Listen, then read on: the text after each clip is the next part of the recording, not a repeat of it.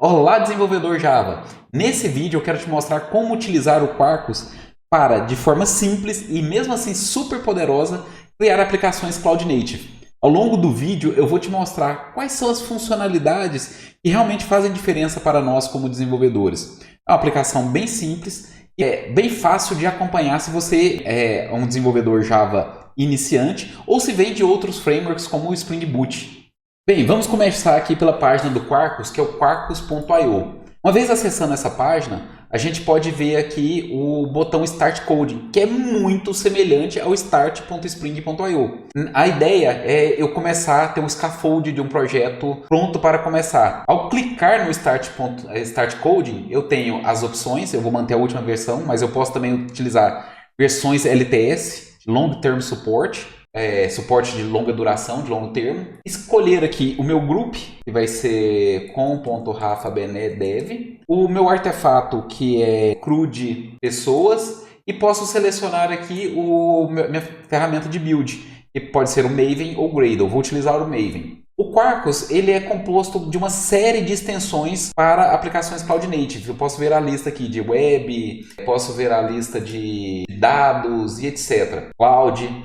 Isso poderia ser muito confuso, então por isso que existem alguns presets, algumas pré-configurações que se eu retornar aqui, eu posso escolher se eu vou fazer uma aplicação REST com banco de dados, Event Driven com Kafka, Command Line Tools, até mesmo aplicações com inteligência artificial infundida. Nesse caso, eu vou pegar o preset de REST Service com Database. Ele vai me trazer as extensões de REST, de Jackson para manipulação e binding com JSON, o Hibernate ORM com Panache e o driver de JDBC para o Postgres. Além disso, eu vou selecionar, porque eu quero que os meus dados sejam validados, eu vou selecionar o Hibernate Validator e eu quero documentar essa minha API com o OpenAPI. Então, vou selecionar aqui também o SmallRe OpenAPI. Basta agora eu clicar aqui em gerar minha aplicação. Ele me dá a opção de ou mandar isso direto para o GitHub. Bom, vou fazer o download do zip, colocar nessa pasta Java aqui. E agora eu posso ir e descompactar ela no meu terminal. CD projetos Java, unzip CRUD de pessoas.zip e entrar nessa pasta aqui de CRUD de pessoas. Nesta pasta aqui eu posso fazer um Maven Quarkus Dev e ele vai compilar a minha aplicação, vai subir já um container com Postgres e executar minha aplicação Java. Se a gente olhar aqui no log, a gente vai ver que ele executou uma funcionalidade do Quarkus chamada Dev Service. Ou seja, se a minha aplicação precisa de um single sign-on, ele sobe um container com um single sign-on, o Keycloak. Se eu preciso de um banco de dados, ele vai subir um container com um banco de dados. Tudo isso para que, se outro desenvolvedor for começar a desenvolver, ele simplesmente faça o download do código-fonte e todos os recursos estão disponíveis ali para ele em forma de container. Tanto que nós podemos abrir uma nova aba aqui no terminal e fazer um Docker PS. Nós vamos ver que o Postgres foi startado aqui há 36 segundos atrás. Existem dev services para AMQP, bancos de dados diversos, Kafka, Keycloak para single sign-on, MongoDB, Redis, Elasticsearch e muitos outros, onde uma vez que um desenvolvedor pegue esse código-fonte da minha aplicação, ele também não precisa instalar nada. O que houver de dependências para a minha aplicação Cloud Native funcionar, ela vai ser disponibilizada automaticamente como um container. Outra coisa que podemos observar é que aqui no terminal ele está escrito com testes pausados. Eu posso mandar resumir, continuar os testes, resume em inglês, né, continuar, apertando a tecla R. Ele vai executar os testes e isso é interessante para quê? Para desenvolvimento usando a abordagem de Test Driven Development. Ou seja, qualquer modificação que eu faça no meu código, os testes são executados novamente. Olha só, eu vou abrir aqui o Visual Studio Code, essa pasta, e eu vou alterar aqui de Hello from Quarkus REST para Hello from Rafael. Salvei a minha aplicação e agora eu vou acessar aqui localhost 8080/hello. Automaticamente o Quarkus já restartou, já pegou a minha alteração e se olharmos aqui na console, ele vai falar aqui que um teste falhou. Então isso é muito interessante. Lógico que nós vamos fazer uma série de modificações no código-fonte, então eu não quero o teste executando continuadamente nesse momento. Então eu vou pausar os testes novamente, apertando a letra P. Pode ver aqui que os testes estão pausados e vamos começar a fazer o nosso CRUD de pessoas. Bem, para darmos sequência, nós vamos apagar as classes de exemplo que vieram no projeto e começar a utilizar uma abordagem de Domain Driven Design. Como o próprio nome fala, nós vamos focar no domínio. Então, nós vamos começar pelo domínio, criando aqui um pacote chamado domínio. Dentro do domínio, nós podemos expressar o domínio como vários padrões. Vamos expor aqui o padrão entity, entidade, e o padrão repositório, que é o que eu prefiro. Então, eu vou criar aqui o pacote entidade e o pacote repositório. A entidade, nós vamos criar a entidade pessoa.java. E aqui eu poderia fazer o seguinte, eu poderia fazer ela estender o Panache Entity. Só que essa é uma abordagem de Active Record, onde eu teria no meu código pessoa.persist, pessoa.delete, pessoa.findById. Acontece que eu não gosto muito dessa abordagem, eu prefiro a utilização de repositórios. Então eu não vou estender o Panache. O Panache, ele me daria um ID automático para todas as entidades. Nesse caso, como eu estou implementando a minha própria entidade, eu vou colocar o ID do tipo UUID da classe Java Útil. Eu vou importar o Java UUID, falar que é um ID, vou usar um nome, vou usar um e-mail e vou usar uma data de nascimento. Local date, da nova API de java.time, local porque não me interessa o time zone dessa pessoa, e a date porque não me interessa o time.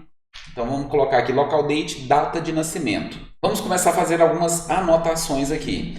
Essa minha classe é uma @entity. Eu vou falar que isso daqui é um ID, este é o ID da minha entidade.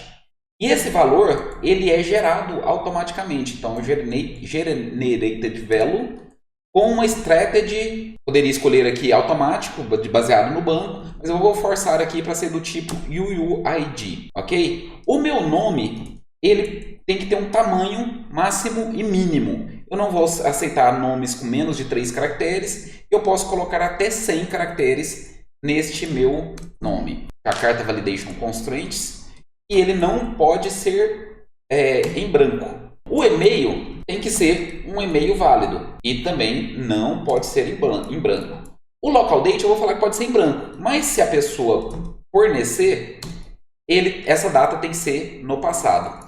Somente preciso disso. Agora podemos gerar os nossos getters e setters. Para os meus getters e setters, eu vou gerar o getters e setter para nome, e-mail e data de nascimento. Só que para o meu ID, eu vou ter apenas o get. Eu não quero setar o ID externamente. O banco que vai setar o ID para mim. Por isso que eu não tenho setter para o meu ID. O repositório, vamos criar então agora a classe repositório de pessoas, no plural, .java. Eu vou fazer com que ela implemente o Panache Repository. Na verdade, o Panache Repository Base. Por quê? O Repository ele só permite eu tipar a entidade. O Repository Base permite eu tipar a entidade, que no caso é um repositório de pessoa, e meu ID é do tipo UUID. Então, meu findById já vai aceitar um parâmetro UUID. Vamos organizar aqui os imports. E essa classe ela vai ser injetada para ser usada. Então eu preciso dar um escopo para ela. Eu poderia dar o meu escopo de application scoped, ou de @default, que é um outro escopo, que é o escopo padrão, que toda vez que ela é solicitada ela é injetada. Mas vamos colocar aqui o @singleton. Então, esse é o escopo desse repositório. Agora podemos criar a nossa camada de aplicação. Então, vamos criar o nosso pacote de aplicação e dentro dele nós vamos colocar pessoas resource. Essa classe aqui, essa pessoa, vai ser acessível através do path/pessoas. Uma boa prática REST é nomear os recursos como substantivos no plural, então /pessoas. E aqui podemos fazer a nossa implementação. Como nós sabemos que vamos precisar do repositório para incluir, deletar, já vamos injetar ele aqui com @inject private repositório de pessoas, e agora vamos colocar os nossos métodos. Vamos começar aqui com public pessoa, criar pessoa, e recebe uma pessoa.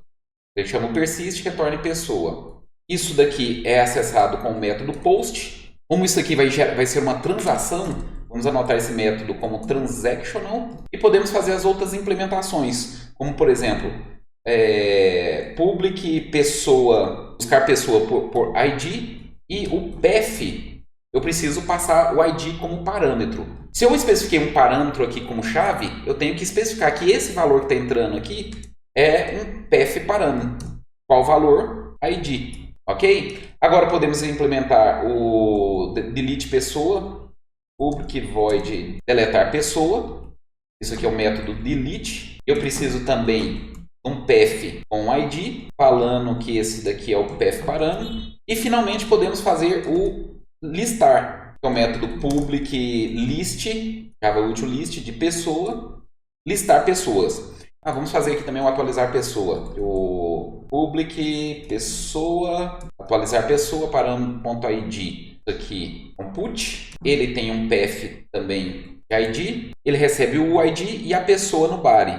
Ele recebeu a pessoa, ele encontra a pessoa. Se a pessoa for diferente de nulo, ele faz as alterações e retorna a pessoa persistente. Senão, ele vai retornar nulo. A implementação do listar pessoas, eu não gosto de trazer todos, igual como está aqui o list all. Por quê? Porque se o banco de dados tiver 1 milhão de registros, eu vou lá no banco de dados, vou martelar o banco e vou carregar a memória da minha aplicação Java com todos esses 1 milhão de registros. Então, eu gosto muito de fazer o seguinte. Vamos falar que esse aqui é o método get. Então, se eu fizer get pessoas, ele vai trazer todas as pessoas. E eu preciso passar dois parâmetros aqui. Qual página eu quero e o tamanho dessa página.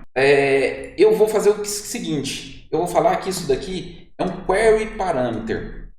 Ou seja, eu tenho que passar na query da minha URL. Isso aqui é um query parâmetro chamado página. E se eu não passar nada, eu tenho um default value. Default value, a carta WS, REST, de 0. Então, ele vai passar 0 aqui. A mesma coisa para o tamanho da minha página. Eu posso especificar páginas com tamanho 5 itens por página, 10 itens por página. Eu vou colocar o parâmetro size. E agora, ao invés de fazer o list all, nós vamos usar o find all, que retorna uma query. E eu posso falar aqui a minha página. Qual que é o item da minha página e o tamanho da minha página, ponto list. Somente isso daqui já vai fazer com que eu evite trazer o meu banco de dados inteiro. Bom, vamos fazer o teste dessa aplicação agora? Bem, agora vamos usar o Postman para fazer um post em localhost 8080/pessoas. Aqui eu tenho o nome, João da Silva, e-mail, data de nascimento. Pode ver que eu posso não passar data de nascimento. E ele persistiu aqui para mim com data de nascimento nula. Entretanto, se eu passar uma data de nascimento 2026-10-06, ele já não vai deixar. Porque ele está falando que a validação para mim deve ser uma data no passado. Veja que aqui ele veio um erro dessa maneira aqui, erro 500. Isso porque somente em tempo de persistência ele verificou que o objeto não é válido. O que nós vamos fazer para que o erro seja mais legível é alterar a nossa implementação para que quando ele der o método criar pessoa, ele seja válido. Agora podemos fazer a nossa requisição e a mensagem de erro já está mais clara. Ele deu um status 400, ou seja, foi a minha falha e criar pessoa, data de nascimento, deve ser uma data no passado. Posso colocar então aqui 1977, minha data de nascimento, 10 de junho. Vou colocar um e-mail que não é válido. Ele vai reclamar também. Vou colocar que é só o nome Jó, ou posso omitir ele aqui. Eu vou ter todas essas listas de erros informadas aqui de uma vez só. Então, vamos voltar aqui, nome João da Silva, data de nascimento 10/06/77 e tenho que informar também o e-mail, email@email.com. Foi persistido, podemos pegar esse ID aqui, ir para buscar pessoa por ID, aqui a pessoa, e podemos pegar o lista pessoas paginado. E aqui ele trouxe a pessoa que eu persisti, mas trouxe só uma pessoa. Bem, agora vamos falar um pouco sobre inteligência artificial. Particularmente, eu não acredito que a inteligência artificial vá substituir os programadores, como muito se alarmou por aí. Eu acredito, na verdade, que a inteligência artificial vai ser uma grande ferramenta para os desenvolvedores e potencializar sua produção em até 10 vezes mais. Um exemplo disso nós vamos ver agora nesse código-fonte, onde eu vou usar o Copilot para gerar o meu arquivo import.sql com 100 registros já prontos para mim no Postgres? Bem, vamos abrir aqui o import SQL e vamos abrir também um chat com o Copilot. Eu vou dar essa instrução aqui e falando, gere o arquivo import SQL com 100 registros de insert neste arquivo. Considere uma função para gerar o UUID para o Postgres. Considere o nome das tabelas e dos campos da minha entidade pessoa. O que ele vai fazer? Ele vai procurar a pessoa, vai ver que essa classe usa o UUID. Ele gerou aqui uma função, vou falar o seguinte. Quero 100 instruções no mesmo arquivo. Não quero aceitar essa função aqui. Eu quero inserts separados. E aqui ele está gerando uma função para gerar o ID, nome, e-mail e data de nascimento. Ele vai gerar 100 instruções desta aqui, 100 valores, o mesmo insert. Podemos falar que eu quero manter esse arquivo, keep, salvar. Agora podemos vir aqui no Postman, clicar em executar e temos aqui nome 1, 2, 3, 4, 5, 6, 7, 9, 7, 8, 9 e 10. Posso falar o seguinte, eu quero a página 3. Eu trouxe aqui a página do 31 ao 40. Se eu falar que eu quero tamanho igual a 5, ele vai trazer de 5 em 5. Então eu tenho aqui do 16 ao 20. Bem fácil essa implementação. E uma das coisas mais interessantes também do Quarkus é a possibilidade de acessarmos a DevUI, que é uma console voltada para nós desenvolvedores. Ao acessar a raiz da nossa aplicação, podemos ter o link aqui do DevUI, que nos dá acesso, por exemplo, ao navegar no banco de dados, inclusive ver qual que foi o import SQL utilizado, ao fazer cláusulas SQL, podemos ver quais são os bins disponíveis, podemos ver quais são os endpoints disponíveis e, mais ainda, podemos ter acesso ao Swagger, onde nós temos a lista de todas as operações disponíveis e podemos até mesmo executá-la. Como, por exemplo, eu vejo aqui todas as listas de pessoas e posso, por exemplo, ir lá no meu CRUD de pessoas e deletar uma pessoa aqui por ID.